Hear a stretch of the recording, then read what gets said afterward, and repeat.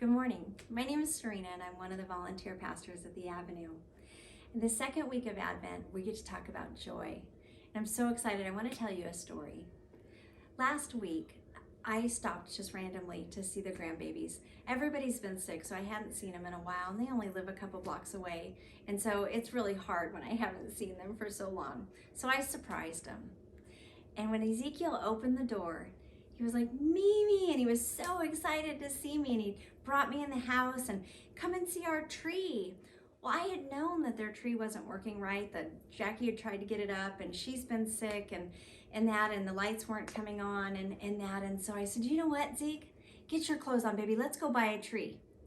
And so he goes to get dressed, and I turn around, and Tally's grabbing her boots, and she's grabbing her jacket, and I thought, oh no, Tally's sick, I can't take you, honey, and it's breaking my heart and stuff. So new plan. Jackie and Tally come with us, they're gonna stay in the car, and Zeke and I are gonna go in, and we're gonna buy a tree.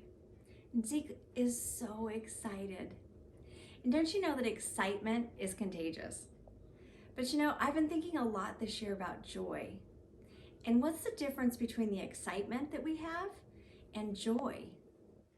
And so as we were going into the store, he jumps down out of the car and he takes my hand and he's skipping along through the parking lot, and I'm looking around because it's busy, it's crowded, you know, it's Christmas. There's people everywhere. And I realized at that moment, do you know, that little boy was excited to be there, but he had joy that was literally overflowing. People that don't know us, they're talking about it because he was just so happy to be there.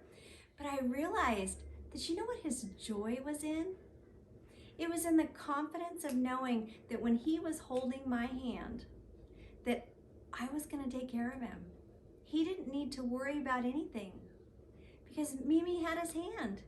He knew he was going to be okay. He knew he could be excited and enjoy this trip to the store to buy a Christmas tree because I wasn't going to let anything happen to him.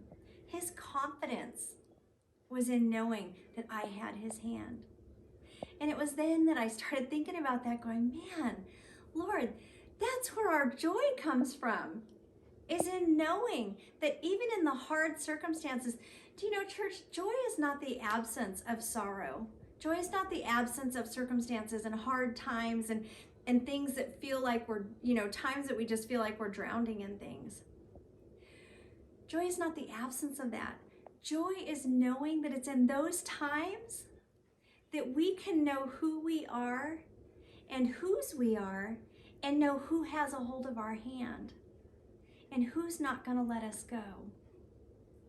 You know, the Bible tells us that God says, I will never leave you or forsake you. So I pray today that as you're thinking about joy, that you think about it in a way of understanding that your joy is being confident in knowing whose you are and who has your hand. So as you look around, especially in this Christmas season, you will see the word joy everywhere you go. I pray that you think about that today. Did you let go of his hand? Or do you still have a hold of his hand today? I'll see you Sunday. I get to preach on joy then too. Have a great week.